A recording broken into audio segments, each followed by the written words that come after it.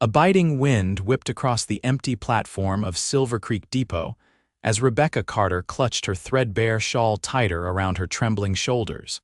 The bitter December cold of 1876 seeping through the worn fabric like it wasn't even there. The train that had deposited her at this desolate outpost had departed hours ago, taking with it any warmth or company, leaving nothing but the howling Montana wind and the broken promise of someone who was supposed to meet her. Rebecca's fingers had long since lost feeling, her trunk of possessions sitting beside her like a faithful sentinel. Her breath formed white clouds in the frigid air as darkness began to claim the landscape. 22 years old and alone in a strange town, she traveled over 1,000 miles on the promise of employment as a schoolteacher, only to find herself abandoned at the depot with night approaching and temperatures plummeting below anything she'd experienced in Boston. The tears that escaped her eyes nearly froze on her cheeks. She'd waited for 6 hours, hoping Mr. Williams, the town council representative who'd hired her through correspondence, would eventually appear with an explanation for his tardiness. Now, as the last of the daylight faded, the terrible truth settled in her stomach like a block of ice. No one was coming. The distant sound of hoofbeats barely registered through the wind's mournful howl. Rebecca had given up hope of rescue, resigning herself to spending a night in the unheated depot office if she could manage to break in without being caught. Her numb fingers fumbled with the handle of her trunk, wondering if she could somehow use it as a barrier against the wind. "Miss. You all right there?" The deep voice startled her so badly she nearly toppled from the bench. A tall figure dismounted from a sturdy chestnut horse, his face shadowed beneath a wide-brimmed hat.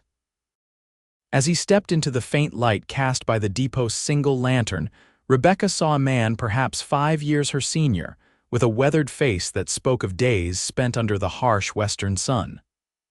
"I'm waiting for someone," she replied automatically, her voice quavering with cold.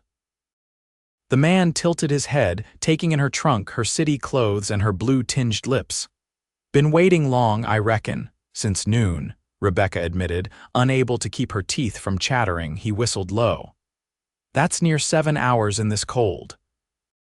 Without another word, he shrugged out of his heavy sheepskin coat and wrapped it around her shoulders in one fluid motion.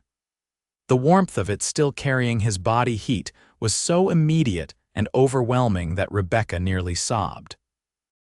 "I can't take your coat," she protested weakly, even as her frozen fingers clutched the edges of the garment closer. "You surely can, and you will," he said firmly. "Name's Isaac Young. I run the Y Cross Ranch about 8 miles outside of town." "And unless I'm mistaken, you'd be Miss Carter, our new schoolteacher?" Rebecca blinked in surprise. "Yes, but how did you? Town's been talking of little else for weeks," Isaac explained, his breath clouding in the cold air. "When Williams didn't show at the saloon for his usual evening drink, Barton the barkeep mentioned you might still be waiting. Damn fool, Williams probably got himself drunk again and forgot." He glanced at the darkening sky, his expression grim. "Can't leave you here. Temperatures dropping fast, and this place won't keep out the cold." He gestured to the uninsulated wooden depot building. "You'll freeze to death before morning." Rebecca's proper Boston upbringing warred with her desperate situation. "I couldn't possibly impose, Miss Carter," Isaac interrupted gently.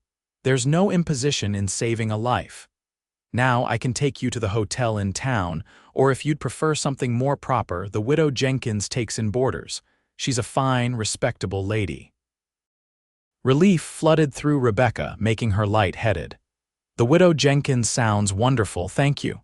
Isaac nodded, reaching for her trunk. He lifted it with surprising ease and secured it to his horse. "Can you stand, Miss Carter?" Rebecca tried to rise from the bench, but her legs had gone numb hours ago. She stumbled, and Isaac caught her with strong, steady hands. "Easy now," he murmured, concern etching his features. He studied her pale face for a moment before making a decision. "Permission to carry you to the horse, madam. Don't think those city boots are going to carry you through this snow." Rebecca nodded weakly, past caring about propriety. Isaac lifted her as if she weighed nothing, cradling her against his chest as he carried her to his horse. The combination of his body heat and the heavy coat began to thaw her frozen limbs, sending painful tingles through her extremities. With careful movements, he settled her side saddle on his horse before mounting behind her.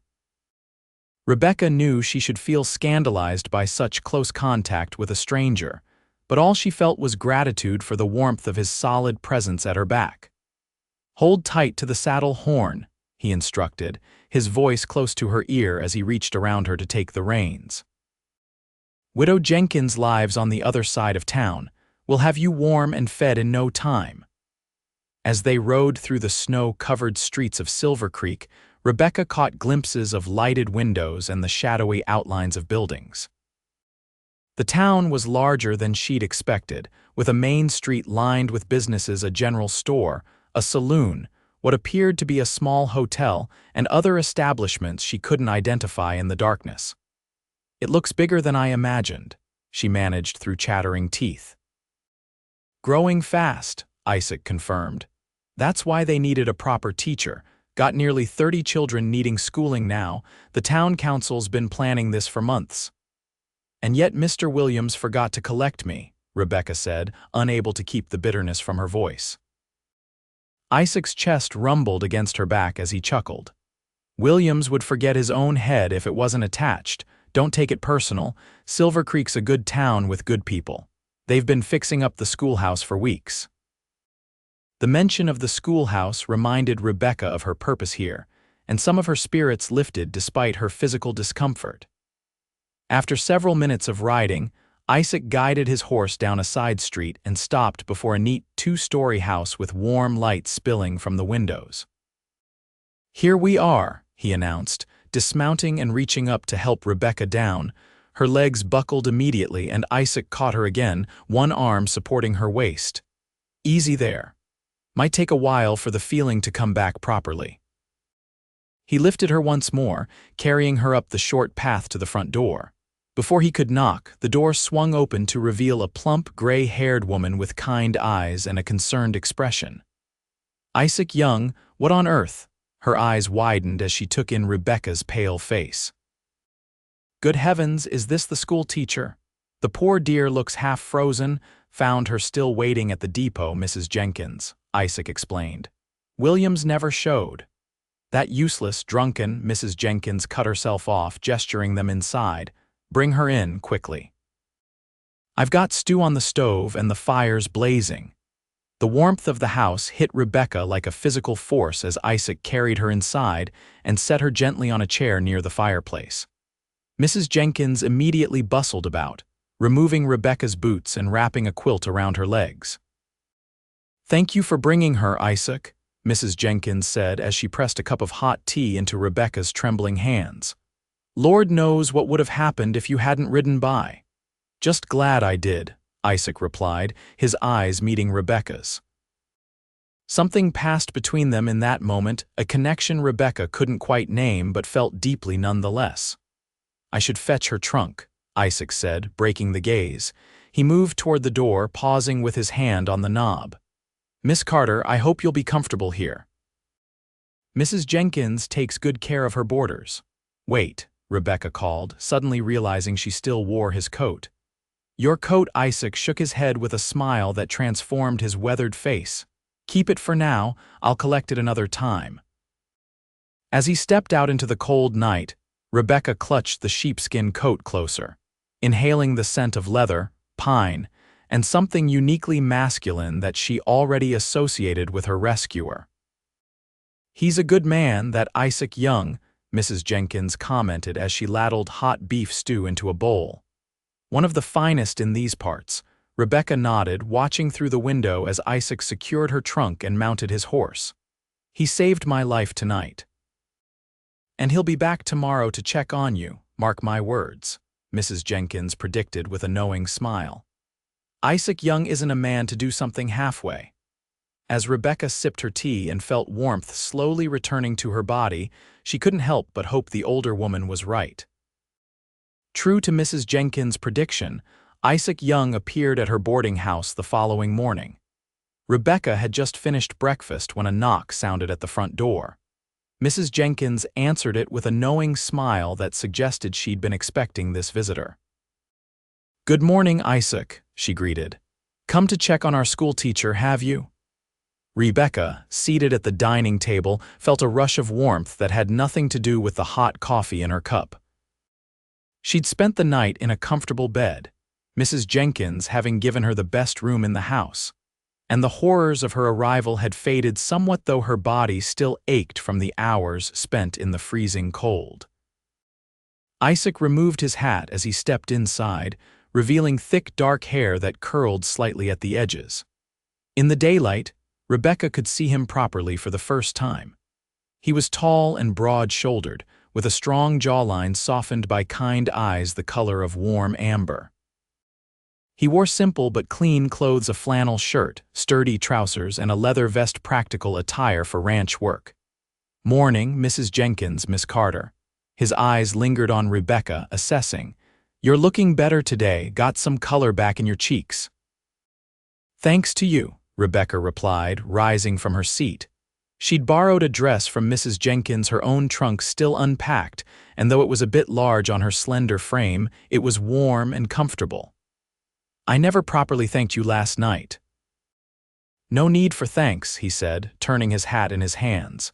"Any decent person would have done the same, perhaps, but it wasn't any decent person who found me, it was you." Rebecca moved to the coat rack where his sheepskin coat hung. "I've kept your coat warm and dry." As she handed it to him, their fingers brushed, and Rebecca felt that same inexplicable connection she'd experienced the night before. Isaac seemed to feel it too, his eyes meeting hers with an intensity that made her heart quicken. "Much obliged," he said softly, breaking the moment. He cleared his throat. "Actually, I came by for more than just my coat. The town council's meeting this morning to discuss what happened with Williams. Thought you might want to be there." Rebecca's eyes widened. "They're meeting about me, about the situation," Isaac clarified. "Williams had one job: to meet the train and get you settled. He failed spectacularly. The council needs to address it, and I figured you should have a say." Mrs. Jenkins nodded approvingly. "Isaac's right, dear. You need to meet the council anyway, and they should hear firsthand what you experienced." "I'd be happy to escort you," Isaac offered. "Meetings at 10 o'clock at the town hall." Rebecca glanced at the grandfather clock in the corner. It was just after 9. "I should change into something more appropriate." "You look fine," Isaac said, then flushed slightly. "What I mean is, folks around here don't stand on ceremony much. What you're wearing is perfectly respectable." Mrs. Jenkins chuckled. "He's right about that, dear. Save your finery for Sunday services." Rebecca nodded, still unused to the more relaxed Western standards compared to Boston's rigid social expectations. "Then I accept your escort, Mr. Young. Just let me fetch my shawl." "Isaac," he corrected gently. "Everyone calls me Isaac out here." "Then I'm Rebecca," she replied with a small smile. Mrs. Jenkins watched their exchange with evident satisfaction. "You two run along. I'll have lunch waiting when you return." Outside, the morning was crisp, but nowhere near as bitter as the previous evening. Sunlight reflected blindingly off the snow-covered ground, and Rebecca had to shield her eyes until they adjusted. Isaac offered his arm, which she gratefully accepted. The packed snow was treacherous in her borrowed boots, which were a size too large. "Did you sleep well?" Isaac asked as they made their way down the street. "Better than I expected," Rebecca admitted. "Mrs. Jenkins is a wonderful hostess." "Best in town," Isaac agreed. "Been boarding with her off and on when I have business in town that keeps me overnight. My ranch is too far to ride back in the dark sometimes." "You mentioned it's 8 miles away," Isaac nodded. "Why Cross Ranch? Nothing fancy, but it's growing. Started with just 20 head of cattle 5 years ago. Got over 200 now." "That's impressive," Rebecca said sincerely. "It's a good life," Isaac replied, a note of pride in his voice. "Hard work, but satisfying." He glanced at her curiously. "What brings a Boston lady all the way to Montana Territory to teach school? Must have been better opportunities back east." Rebecca hesitated, unsure how much to reveal about her circumstances. "I wanted adventure," she said finally, which was true enough, "and the position offered independence." Isaac seemed to sense there was more to the story but didn't press. "Well, Silvercreek could use someone with proper education. Most folks here can read and write, but not much beyond that. They want better for their children." As they walked, Rebecca took in the town properly for the first time. Silvercreek was larger than many frontier settlements she'd passed through on her journey west, a proper town rather than just a collection of buildings. The main street boasted wooden sidewalks, a variety of businesses, and even a small church with a modest steeple. People bustled about their morning business, many nodding respectfully to Isaac as they passed. "Everyone seems to know you," Rebecca observed. Isaac shrugged modestly. "It's a small community. Everyone knows everyone." He nodded toward a two-story building ahead. "That's the town hall. Council meets on the second floor." The town hall was one of the more impressive structures in Silvercreek, built of sturdy logs with large windows and a small bell tower. As they climbed the stairs to the second floor, Rebecca felt a flutter of nervousness. What if the council decided they'd made a mistake in hiring her? What if they sent her back east? As if sensing her apprehension, Isaac placed a reassuring hand at the small of her back. "Don't worry, they're good people, even if Williams is a fool." The council chamber was a large room dominated by a long table at which sat 5 men of varying ages. At their entrance, all conversation ceased, and 5 pairs of eyes turned to regard them with undisguised curiosity. "Gentlemen," Isaac greeted, removing his hat. "May I present Miss Rebecca Carter, your new schoolteacher who spent 7 hours freezing at the depot yesterday because Williams failed to meet her as arranged." A portly, middle-aged man at the head of the table rose immediately, his face flushed with embarrassment. "Miss Carter, I cannot express how deeply mortified we are by this unfortunate incident. I'm Mayor Howard Gillespie." He shot a withering glance at a thin, nervous-looking man at the far end of the table. "Mr. Williams has offered his explanation, which I find entirely inadequate."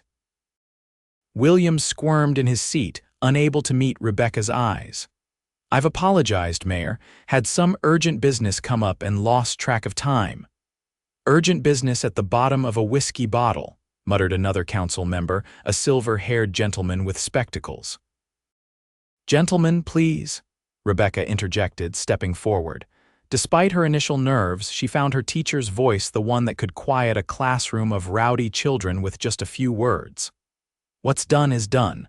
I'm here safely now thanks to Mr. Young's intervention."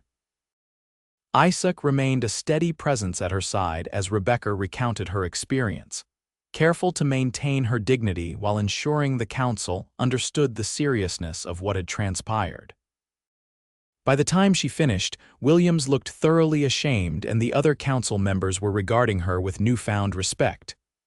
"Miss Carter," said the silver-haired councilman, "I'm Dr. Thomas Farnsworth. On behalf of the council and the town, I offer our sincere apologies." "What happened was inexcusable." "Indeed," agreed Mayor Gillespie. "And to make amends, the council will cover your first month's boarding with Mrs. Jenkins, as well as provide an additional stipend for any supplies you require for the schoolhouse." "That's very generous," Rebecca replied, genuinely touched by the gesture. "It's the least we can do," the mayor insisted. "Now, as to your duties, school is set to begin after the new year, which gives you just over 2 weeks to prepare. The schoolhouse has been renovated, but we thought you might want to arrange it to your liking. I'd be happy to show you the schoolhouse today if you'd like," offered a younger council member who introduced himself as Mr. Peterson, the town's general store owner. "Thank you, that would be," Rebecca began, only to be interrupted by Isaac. "If it's all the same to you, Peterson, I'd like to show Miss Carter around town myself," Isaac said, his tone casual but with an undercurrent of something more determined. "Since I've already taken responsibility for her welfare." Peterson raised his eyebrows but nodded with a knowing smile. "Of course, Isaac, whatever suits Miss Carter. All eyes turned to Rebecca, who felt her cheeks warm under the scrutiny. "I would appreciate Mr. Young's assistance, thank you." The meeting concluded shortly thereafter, with Williams offering a stammering apology that Rebecca graciously accepted, though she noticed Isaac remained stiff and unforgiving beside her. As they descended the stairs, Rebecca couldn't help but wonder at Isaac's offer to show her around. "You don't have ranch work to attend to?" she asked once they were outside. "Left my foreman in charge," Isaac replied. "Figure getting you settled is more important today." He hesitated, then added, "Unless you'd prefer someone else to show you around." "No," Rebecca said quickly, perhaps too quickly, given the smile that tugged at Isaac's lips. "I mean, you've been very kind already. I trust your guidance." Isaac's smile broadened, crinkling the corners of his eyes in a way that made Rebecca's heart do a peculiar little flip. "Then let's start with the schoolhouse. It's just down the street." The schoolhouse was a single-story building set slightly apart from the main street, with a small bell tower of its own. Inside, Rebecca found a large, bright room with rows of new desks, a pot-bellied stove for heat, a teacher's desk on a raised platform, and most impressively, a wall of bookshelves stocked with various textbooks and readers. "The council ordered those special from Denver," Isaac explained as Rebecca ran her fingers reverently over the book spines. "Figured a proper education needs proper books." "This is wonderful," Rebecca breathed, turning in a slow circle to take in the entire room. "I wasn't expecting anything nearly so complete." "Told you Silvercreek takes education seriously," Isaac said, leaning against the doorframe as he watched her explore with evident pleasure. For the next hour, Rebecca examined every corner of the schoolhouse, making notes about supplies she might need and arrangements she wanted to make. Isaac observed quietly, offering occasional insights about the town's children and their families. "The Stevens boys will be your biggest challenge," he warned with a chuckle. "Bright as new pennies but mischievous as the day is long." "I've handled troublemakers before," Rebecca assured him, thinking of her previous teaching position in Boston.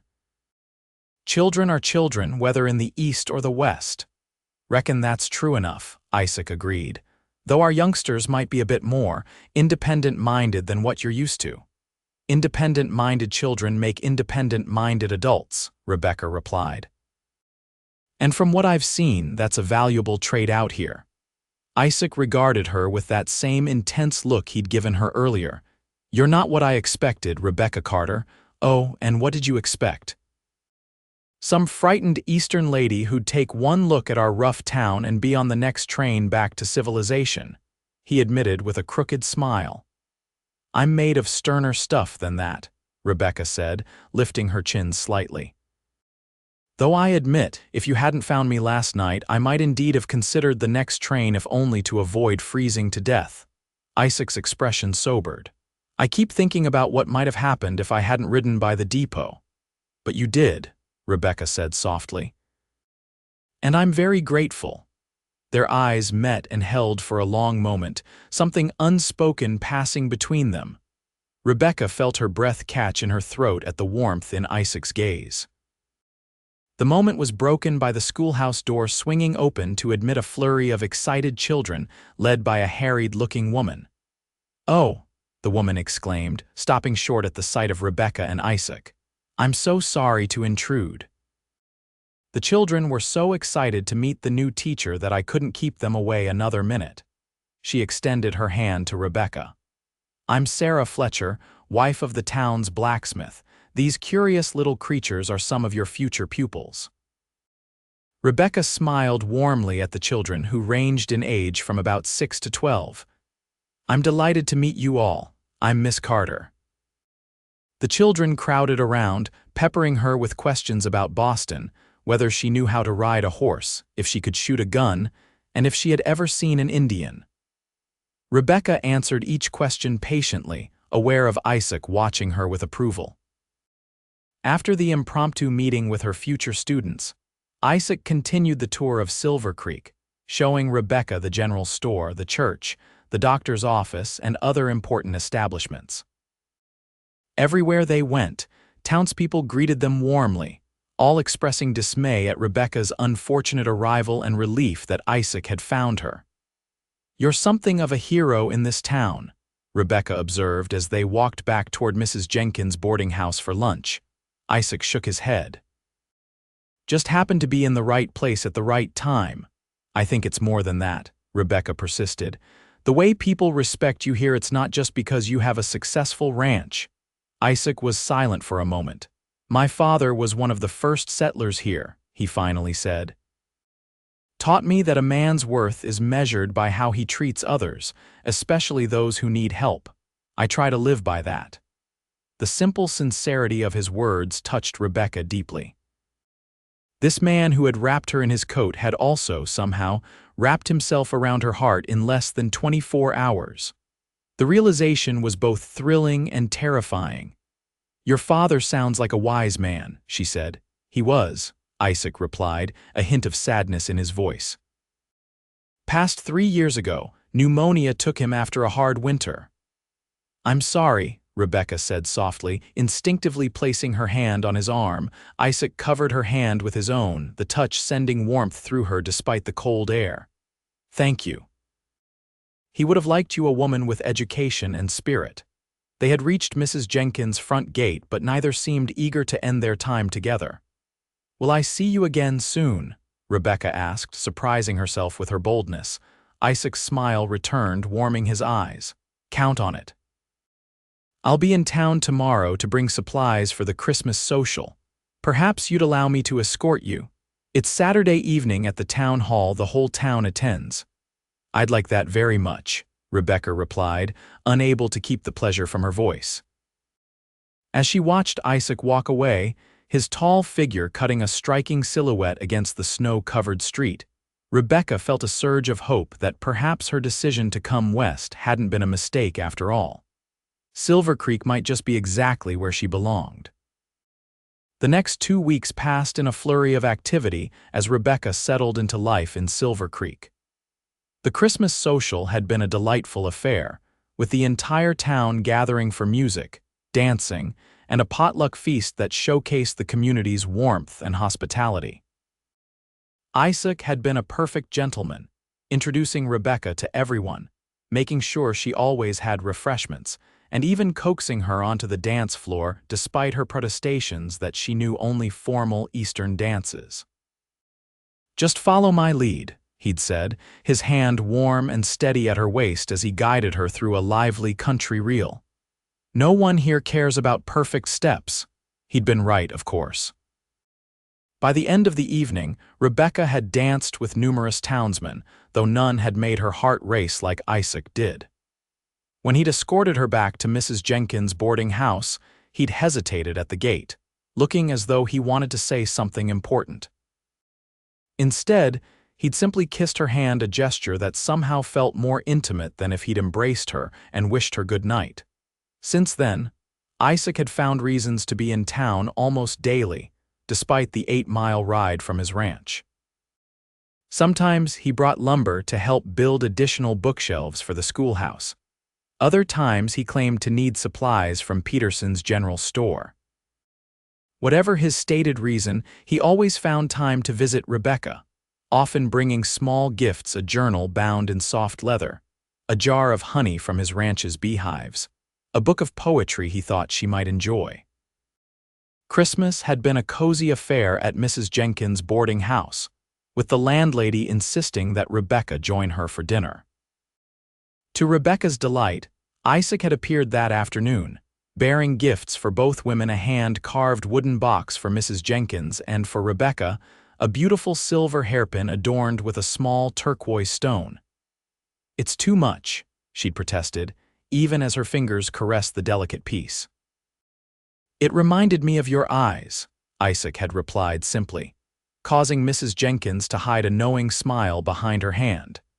Now, with the new year just days away, Rebecca was busy making final preparations for the start of school. She'd spent the morning at the schoolhouse, arranging desks and organizing her lessons, when the door opened to admit Isaac, his arms laden with firewood.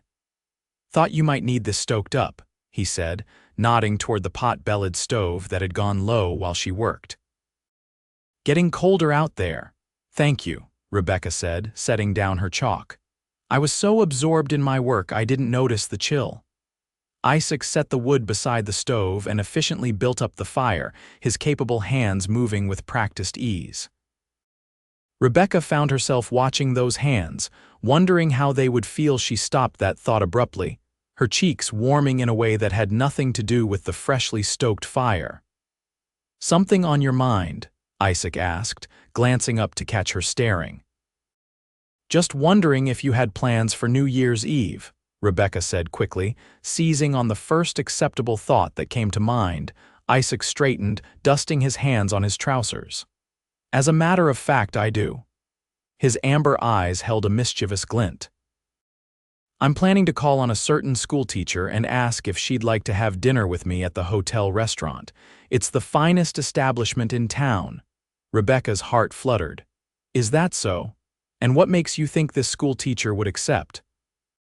"Well," Isaac said, taking a step closer, "I've been told I can be persuasive when I set my mind to something."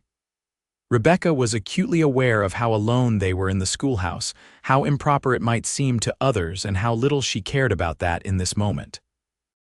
"You might need to demonstrate this persuasiveness," she said softly. Isaac moved closer still, close enough that she could smell the pine and leather scent of him, could see the flecks of gold in his amber eyes. "Rebecca," he said, his voice low, "would you do me the honor of joining me for dinner on New Year's Eve?" The way he said her name as if it were something precious made her breath catch. "Yes," she whispered. "I'd like that very much." For a breathless moment, Rebecca thought he might kiss her. His gaze dropped to her lips and he leaned forward slightly, but then the schoolhouse door banged open as a gust of wind caught it, and they jumped apart like guilty children. "I should finish my preparations," Rebecca said, smoothing her skirts unnecessarily. "And I should let you work," Isaac agreed, though he made no move to leave. Instead, he watched as she returned to the blackboard where she'd been writing out lessons for the different grade levels. "You're thorough," he observed after a few minutes of companionable silence. "I want to be prepared," Rebecca replied, adding another math problem to the list. "Some of these children have had very little formal education." "They're lucky to have you," Isaac said sincerely. Rebecca turned to face him, chalk still in hand. "Why do you say that?" "Because you care," Isaac replied simply. "Not just about teaching them their letters and numbers, but about them as people."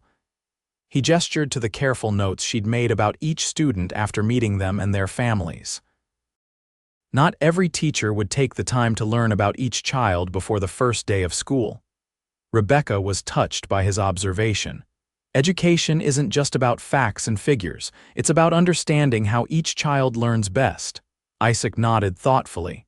"My schooling was pretty basic. Teacher we had was more concerned with keeping order than whether we actually learned anything." "Did you like school?" Rebecca asked, curious about this aspect of his past. Isaac chuckled. "Not particularly, would rather have been outside with the horses. But my father insisted I learn to read well and cipher enough to run a business."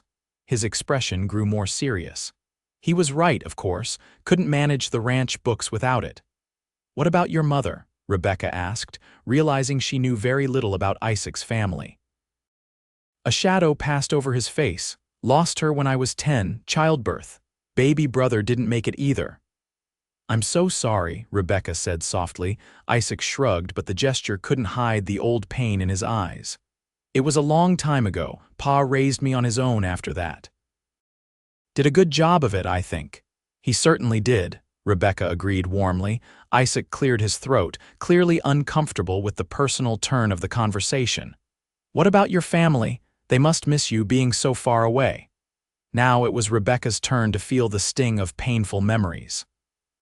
"My parents passed away 3 years ago, influenza epidemic. No siblings," she shook her head. "I was teaching at a small school in Boston, boarding with a cousin. When this position was advertised, it seemed like a chance for a fresh start." She hesitated, then added, "My cousin's husband made it clear I'd overstayed my welcome." Isaac's expression darkened. Doesn't sound like much of a family. They weren't, Rebecca admitted. Coming west was as much about escaping that situation as it was about adventure. Well, their loss is Silvercreek's gain, Isaac said firmly. Rebecca smiled, grateful for his understanding. Thank you for saying that. They lapsed into silence again, but it was a comfortable one filled with new understanding. As Rebecca returned to her work, she was aware of Isaac moving around the classroom, examining the books, testing the sturdiness of the desks, and generally making himself useful by adjusting things that needed fixing. It felt strangely domestic, the two of them working in the same space without needing to fill the silence with constant conversation. Rebecca found herself imagining other shared moments like this, evenings by a fire, mornings over coffee, a lifetime of comfortable silences and meaningful glances. The thought should have frightened her. Instead, it felt right in a way nothing had since her parents' deaths. Isaac, she said suddenly, setting down her chalk, why do you keep finding reasons to come to town? He looked up from the window latch he'd been tightening, surprise and something like vulnerability flashing across his face. I think you know the answer to that, Rebecca, her heart hammered in her chest. I'd like to hear you say it. Isaac set down his tools and crossed the room to stand before her, close enough that she had to tilt her head back to meet his gaze. I come to town because the thought of not seeing you, even for a day, makes everything else seem less important. Rebecca's breath caught. Oh. Is that all you have to say? Isaac asked, a hint of a smile playing at his lips despite the intensity of his gaze. I think about you too, Rebecca admitted, her cheeks flushing. More than is probably proper. Isaac's smile broadened. Proper doesn't much matter out here, Rebecca. What matters is what's true. He reached out slowly, giving her time to pull away, and gently tucked a strand of hair behind her ear. And the truth is, I haven't been able to stop thinking about you since I found you at that depot. Rebecca leaned into his touch, her eyes fluttering closed for a brief moment. I was so cold, she whispered. And then you wrapped me in your coat, and suddenly I could breathe again.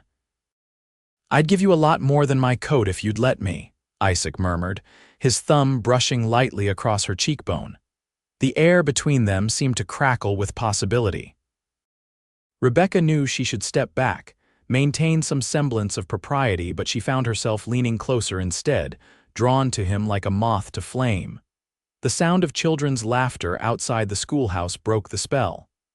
Isaac stepped back, his expression a mixture of regret and amusement. Saved by the bell, or in this case by the Stevens boys having a snowball fight, he said ruefully. Rebecca laughed, the tension dissolving. Perhaps it's for the best. I still have work to finish here. Isaac nodded, reluctantly moving toward the door. I'll pick you up at 6 on New Year's Eve if that suits you. 6 is perfect, Rebecca replied, already looking forward to it. At the door, Isaac paused, his hand on the latch. Rebecca? Yes. What we were talking about, what's true? His eyes met hers, serious and steady. It's not just about seeing you every day. It's about wanting to see you every day for the rest of my life. Before she could respond, he was gone, leaving Rebecca standing in the middle of her classroom with her heart pounding and her mind spinning with possibilities. New Year's Eve arrived crisp and clear, with a sky full of stars and a sense of anticipation that had nothing to do with the changing calendar. Rebecca had spent the afternoon preparing for her dinner with Isaac, borrowing Mrs. Jenkins' copper bathtub, and indulging in a long soak scented with the lavender bath salts she'd brought from Boston. She debated what to wear, finally settling on her best dress, a deep blue silk with delicate lace trim that complemented her eyes. It was perhaps a bit formal for Silvercreek, but she wanted to look special for Isaac. She arranged her hair in an elegant updo, securing it with the silver and turquoise hairpin he'd given her for Christmas. My goodness, don't you look lovely, Mrs. Jenkins exclaimed when Rebecca descended the stairs at 5:45. Isaac Young won't know what hit him. Rebecca blushed, smoothing her skirts nervously. Do you think it's too much? I don't want to seem overdressed. Nonsense, Mrs. Jenkins declared. It's New Year's Eve and the hotel restaurant is as fine a place as we have in Silvercreek. Besides, she added with a wink, a man appreciates a woman making an effort for him. Before Rebecca could respond, a knock sounded at the door. Mrs. Jenkins hurried to answer it, revealing Isaac standing on the porch, looking more handsome than Rebecca had ever seen him. He traded his usual ranching clothes for a well-tailored dark suit, white shirt, and bolo tie with a silver clasp. His hair was neatly combed, and he'd trimmed his beard to perfection. In his hands, he held a small bouquet of winter greenery accented with dried berries and a single white flower that Rebecca didn't recognize. "Good evening, Mrs. Jenkins," Isaac greeted before his eyes found Rebecca. He fell momentarily silent, his gaze traveling over her with open admiration. "Rebecca," he finally managed, "you look absolutely beautiful." "Thank you," she replied, suddenly shy under his intense scrutiny. "You look very handsome yourself." Isaac stepped inside, offering her the bouquet. "It's not much flowers are hard to come by in winter. But I found this snow lily growing in a sheltered spot near the creek on my property. Reminded me of you, delicate looking but strong enough to bloom in the coldest weather." Rebecca accepted the unusual bouquet, touched by the thoughtfulness behind it. "It's perfect, thank you." Mrs. Jenkins bustled off to find a vase while Isaac offered Rebecca his arm. "Shall we? I've reserved the best table at the hotel." The night air was bracing as they stepped outside, but Rebecca hardly noticed the cold with Isaac beside her. The streets of Silvercreek were alive with New Year's Eve celebrations, with light and music spilling from the saloon and various homes. Several people called out greetings as they passed, some with knowing smiles that suggested the town had taken note of Isaac's frequent visits to the new schoolteacher. The Silvercreek Hotel was the tallest building in town, a 3-story structure with pretensions to grandeur in its frontier setting. Inside, the restaurant had been decorated for the holiday with evergreen boughs and candles, creating a warm, festive atmosphere. The maitre d', a dignified man who Rebecca later learned had once worked in a fine Denver establishment before seeking his fortune further west, led them to a corner table set with the hotel's best china and linen. "Your table, Mr. Young," he said with a slight bow. "As requested." "Thank you, Edwards," Isaac replied, holding Rebecca's chair for her. Once they were seated, Rebecca looked around with interest. The restaurant was nearly full, with most of Silvercreek's more prosperous citizens in attendance. Several nodded to Isaac and Rebecca, but none interrupted their dinner, a courtesy Rebecca appreciated. "This is lovely," she said, admiring the fine table setting and the overall ambience. "I didn't expect such elegance in a frontier town." "Silvercreek has aspirations," Isaac explained with a smile. "The railroad connection has brought prosperity, and folks like Edwards here," he nodded to the maitre d' who was supervising the wine service, "bring Eastern refinements west with them." "Like me," Rebecca observed. "Exactly like you," Isaac agreed, his eyes warm as they met hers across the table.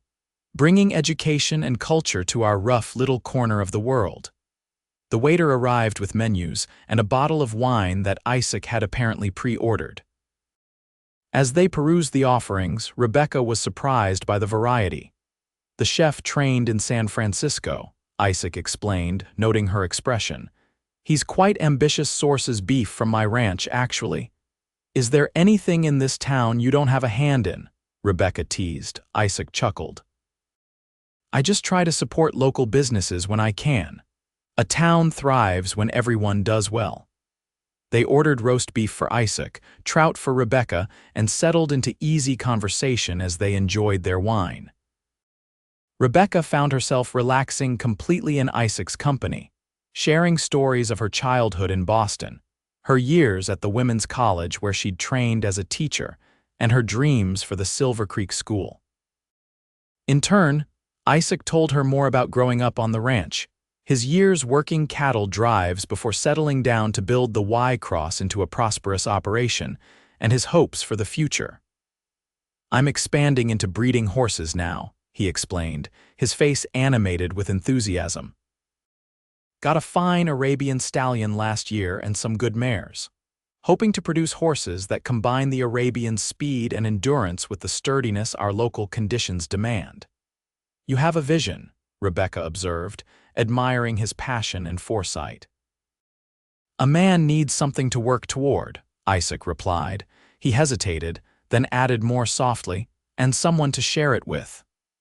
The implication hung in the air between them, neither quite ready to address it directly but both aware of its weight.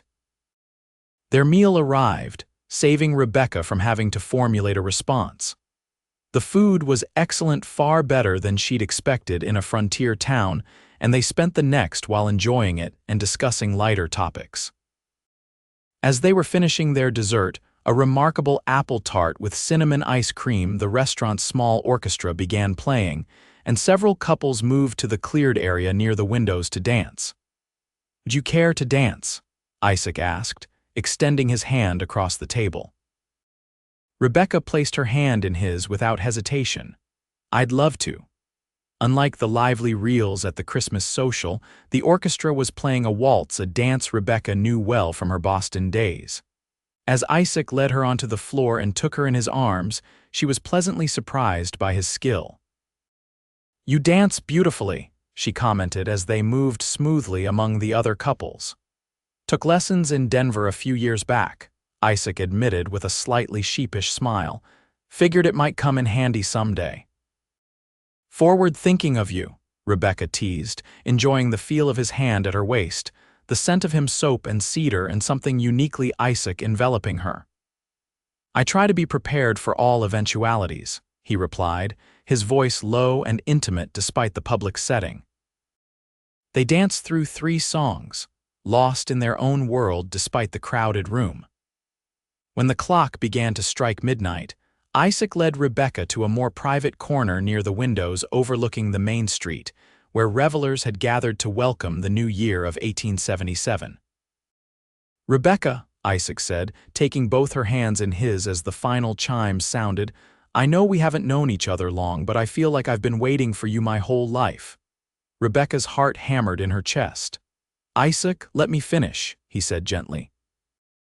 I'm not a man for flowery words or grand gestures. I'm just a rancher who knows his own mind and heart. He took a deep breath. That night at the depot, when I found you, I think I started falling in love with you right then. Rebecca's eyes widened, but before she could speak, Isaac continued. I'm not asking for anything right now except the chance to court you properly, to show you what kind of life we might build together. His amber eyes held hers, serious and sincere. Would you allow me that? For a brief moment, Rebecca thought of her careful plans when she'd left Boston to establish herself as an independent woman, to build a career and a life that belonged to her alone. But in the few short weeks she'd known Isaac Young, those plans had shifted to include possibilities she hadn't dared to imagine. Yes, she whispered, squeezing his hands. Yes, I would like that very much. The joy that spread across Isaac's face was like sunrise breaking over the mountains. Slowly, giving her every chance to pull away, he leaned down and pressed his lips to hers in a kiss that was gentle yet full of promise. Around them, people cheered and celebrated the new year, but Rebecca and Isaac barely noticed, lost in a moment that marked not just a new year, but the beginning of a new journey together. The weeks following New Year's Eve passed in a blur of activity as Rebecca began teaching, and Isaac formally courted her with a devotion that became the talk of Silvercreek. Despite the challenges of winter travel, he appeared at Mrs. Jenkins' boarding house every Friday evening to escort Rebecca to dinner, and often rode into town midweek just to bring her small gifts or help with projects at the schoolhouse. February brought the deepest snows of the season, making the road between the Y Cross Ranch and town treacherous at times. After one particularly harrowing journey that left Isaac's horse lame and the rancher himself with a bruised shoulder from a fall on the ice, Rebecca put her foot down. This is ridiculous, she declared as she helped Mrs. Jenkins apply arnica salve to Isaac's shoulder in the boarding house parlor. You can't keep risking your neck just to bring me. She glanced at the package he'd insisted on delivering despite his injury, maple sugar candy from Denver. Worth every bruise, Isaac insisted, wincing slightly as Mrs. Jenkins pressed a bit too firmly on a tender spot. It most certainly is not, Rebecca countered, her worry making her voice sharper than intended. What if you'd broken your neck out there alone? What if your horse had been more seriously injured? Isaac captured her hand, his expression softening. I'm careful, Rebecca, and I couldn't bear the thought of not seeing you this week. Mrs. Jenkins, sensing the need for privacy, excused herself to prepare tea, leaving them alone in the parlor. There has to be a better solution, Rebecca said once the landlady had departed, her fingers lacing with Isaac's despite her exasperation. I worry every time you make that journey in bad weather. Isaac was quiet for a moment, his thumb tracing patterns on the back of her hand. There is a solution, he finally said, his voice carefully neutral, but I'm not sure you're ready to hear it. Rebecca's heart skipped a beat. Try me. Isaac met her gaze directly. Marry me. The simple words hung in the air between them, both a question and a declaration. Isaac, Rebecca breathed, unprepared for the surge of emotion his proposal evoked. I know it's soon, he continued quickly. We've only known each other 2 months. But I love you, Rebecca. I knew it that first night when I found you at the depot, though I didn't have a name for it then. He squeezed her hand gently. I'm not asking you to give up teaching. We could work something out, maybe hire a buckboard to bring you to town on school days. But at least I wouldn't have to leave you every time. You've thought about this, Rebecca observed, trying to gather her scattered thoughts. Every day since New Year's, Isaac admitted. I was planning to ask properly in the spring with a ring and flowers and all the things you deserve. But seeing you worry about me tonight, he shrugged, then winced at the movement. Life's too short and too unpredictable to wait when you know what you want. Rebecca's mind raced. She did love Isaac had fallen for him almost as quickly as he claimed to have fallen for her. But marriage was a monumental step, especially for a woman who had come west seeking independence. I need to think, she said finally. It's not that I don't love you, I do, more than I thought possible, but marriage changes everything, and I need to be sure I'm ready. Isaac nodded, disappointment visible in his eyes, but acceptance too. I understand. Take all the time you need. He managed a smile. I'm not going anywhere except maybe back to the ranch once this shoulder heals and the weather clears. Rebecca leaned forward impulsively and kissed him, pouring all her complicated feelings into the gesture. Thank you for understanding, and for loving me enough to ask.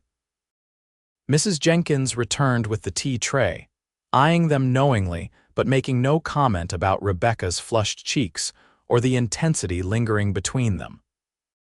That night, after Isaac had departed for the hotel, Mrs. Jenkins having insisted he not attempt the return journey to the ranch until morning, Rebecca lay awake in her bed, turning over his proposal in her mind. Marriage would mean leaving the independence she'd sought, but it would also mean joining her life to a man she loved deeply, a man who respected her career and her mind. It would mean making a home with Isaac, perhaps having children someday, building a life together on the ranch he loved so much. The thought both thrilled and terrified her. Rebecca had never been one to make decisions hastily. Her journey west had been carefully planned over months, her teaching methods were methodical and thorough, and even her wardrobe was organized with precision. Yet here she was, contemplating the most important decision of her life after knowing a man for only 8 weeks. It was madness. It was impulsive. It was completely unlike her. And yet, when she imagined her future without Isaac in it, the prospect seemed unbearably bleak. For the next week, Rebecca went about her duties at the school with her usual dedication, but her mind constantly returned to Isaac's proposal. The weather had improved enough for him to return to the ranch, but he'd promised to respect her need for time to think and hadn't pressed her for an answer. On Friday evening, Rebecca was grading arithmetic papers at her desk when she heard the schoolhouse door open. Looking up, she expected to see one of her students or perhaps a parent, but instead found Sarah Fletcher, the blacksmith's wife, standing in the doorway with a concerned expression. "Sarah," Rebecca greeted, setting aside her work. "Is everything all right? Is it Emily?" Sarah's daughter was one of Rebecca's brightest students. "Emily's fine," Sarah assured her, stepping into the classroom and closing the door against the February chill. "I've come about Isaac." Rebecca's heart stuttered. "Has something happened?" "No, no," Sarah said quickly, seeing the alarm on Rebecca's face. "Nothing like that. He's perfectly well as far as I know." She hesitated, then continued more firmly. "It's just that the whole town can see how much that man loves you, Rebecca. And how happy you've been since he started courting you." Rebecca felt her cheeks warm. "I didn't realize we were quite so obvious," Sarah laughed. "Honey, Isaac Young was the most confirmed bachelor in the county before you arrived. Now he's riding through blizzards just to bring you candy." "People notice such things." "I suppose they would," Rebecca acknowledged with a small smile. Sarah took a seat in one of the student desks, her expression turning serious. "Frank, my husband, he says Isaac was asking about ring sizes at the general store yesterday." "Oh," Rebecca said softly. "Which means he's either already proposed or he's planning to soon," Sarah continued. "And judging by your face, I'm guessing it's the former." Rebecca nodded slowly. "He asked last week. I told him I needed time to think." Sarah studied her for a moment. "Do you love him?" "Yes," Rebecca replied without hesitation. "Very much." "Then what's holding you back?" Sarah asked gently. "Is it the ranch, the distance from town? Because those are practical problems with practical solutions." Rebecca shook her head. "It's not that, it's just—" She struggled to articulate the complex tangle of emotions she'd been wrestling with. "I came west to be independent, to build my own life away from the constraints I felt in Boston. Marriage wasn't part of that plan." Sarah's expression softened with understanding. "Plans change, Rebecca. Life has a way of presenting us with unexpected opportunities." She reached across the desk to touch Rebecca's hand. "And from what I've seen, Isaac Young isn't the type of man who would constrain you. He seems to value your independence as much as you do." "He says I could keep teaching," Rebecca admitted. "See, that's not a man looking for a traditional wife to keep his house and bear his children in silent obedience," Sarah pointed out. "That's a man who loves you for exactly who you are." Rebecca had been telling herself the same thing all week, but somehow hearing it from Sarah made the reality clearer. "You're right," she said slowly. "Isaac has never once asked me to be anything other than myself." "Those men are rare, Rebecca," Sarah said, rising from the desk. "My Frank is one, and Isaac is another. When you find that kind of love, the kind that strengthens rather than diminishes who you are, well, in my opinion, you'd be a fool to let it slip away." After Sarah left, Rebecca sat for a long time at her desk, no longer seeing the arithmetic papers before her. Every objection she'd raised in her own mind seemed hollow in the face of the simple truth. She loved Isaac Young, and he loved her exactly as she was. The next morning dawned clear and cold, perfect for the journey Rebecca had decided to make. She rose early, dressed warmly, and walked to the livery stable where she arranged to rent a horse, a gentle mare named Daisy that the stableman assured her could make the journey to the Y Cross Ranch without difficulty. "You sure about this, Miss Carter?" the stableman asked as he helped her mount. "Road's clear enough today, but it's a fair distance for someone not used to riding." "I'm sure," Rebecca replied with more confidence than she felt. She'd ridden occasionally in Boston, but never for the distance she was about to attempt. The journey took nearly 3 hours, with Rebecca stopping frequently to consult the hand-drawn map the stableman had provided. By the time the buildings of the Y Cross came into view, she was saddle-sore and chilled despite her warm clothing, but filled with a sense of purpose that overrode her physical discomfort. The ranch was larger than she'd imagined, a substantial main house built of logs and stone, a large barn, bunkhouse, and various outbuildings spread across a valley sheltered by pine-covered hills. Smoke rose from the chimney of the main house, and as Rebecca approached, she could see figures moving about the barnyard, engaged in the daily work of the ranch. A tall man Rebecca recognized as Isaac's foreman, Hank, spotted her first. He stared in surprise for a moment before hurrying to help her dismount. "Miss Carter," he exclaimed, taking Daisy's reins. "We weren't expecting you. Is everything all right in town?" "Everything's fine," Rebecca assured him, her legs wobbling slightly as she stood on solid ground again. "I've come to speak with Isaac. Is he here?" "In the barn, miss," Hank replied, gesturing toward the large structure. "Working with that new foal that came early. Want me to fetch him for you?" "No, thank you," Rebecca said, straightening her shoulders. "I'll go to him." The barn was warm and fragrant with the smell of hay and horses. Rebecca followed the sound of a low, soothing voice to a stall at the far end, where she found Isaac kneeling beside a spindly-legged foal, his back to the entrance. "That's it, little one," he was saying gently as the foal struggled to stand on unsteady legs. "You've got it, strong like your mama." The tenderness in his voice made Rebecca's heart swell. This was the man she loved, strong enough to ride through blizzards, gentle enough to coax a newborn foal to its feet with patient words. "Isaac," she called softly, not wanting to startle him or the animals. He turned, surprise and then joy spreading across his face as he recognized her. "Rebecca." "What are you doing here?" He rose quickly, crossing to her in 3 long strides. "I came to give you my answer," she said simply. Isaac's expression turned cautious, hope warring with uncertainty in his amber eyes. "You rode all this way alone." "I did," Rebecca confirmed. "Because some things need to be said in person." Isaac waited, his body tense with anticipation.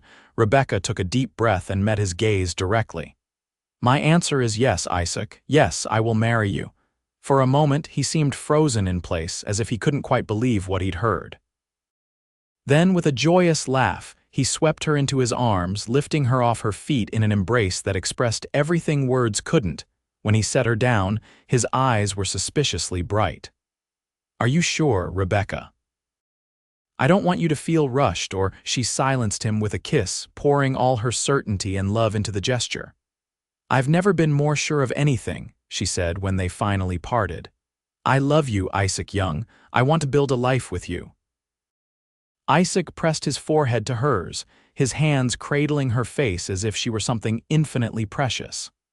"I love you too, Rebecca Carter, more than I have words to say." They stood that way for a long moment, surrounded by the quiet sounds of the barn, sharing breath and the promise of a future together. Finally, Isaac pulled back slightly, a boyish grin spreading across his face. "I have something for you, been carrying it for days, waiting for the right moment." He reached into his pocket and withdrew a small velvet pouch.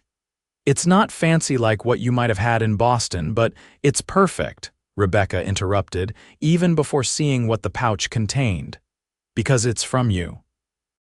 Isaac's smile deepened as he opened the pouch and tipped a ring into his palm, a simple gold band set with 3 small diamonds that caught the barn's lantern light and scattered it like stars.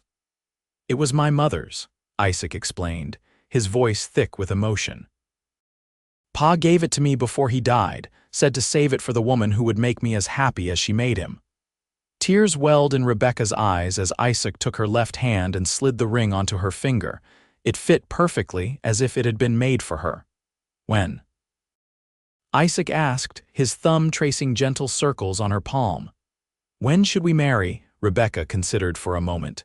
"Spring," she decided. "After the school term ends in May, that would give us time to prepare and the weather would be better for guests to travel." "May it is," Isaac agreed, drawing her close again. "Though I warn you, it'll be the longest 3 months of my life."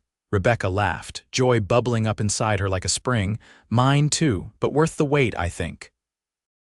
The news of their engagement spread through Silvercreek like wildfire, met with universal approval and more than a few knowing smiles. Mrs. Jenkins insisted on hosting an engagement dinner, and Mayor Gillespie promptly offered the town hall for the wedding reception. "The whole town will want to celebrate," he declared. Our schoolteacher and our most eligible rancher, it's quite the match. The following months passed in a flurry of wedding preparations alongside Rebecca's teaching duties. Isaac's frequent visits to town continued, but now they had a practical purpose beyond courtship.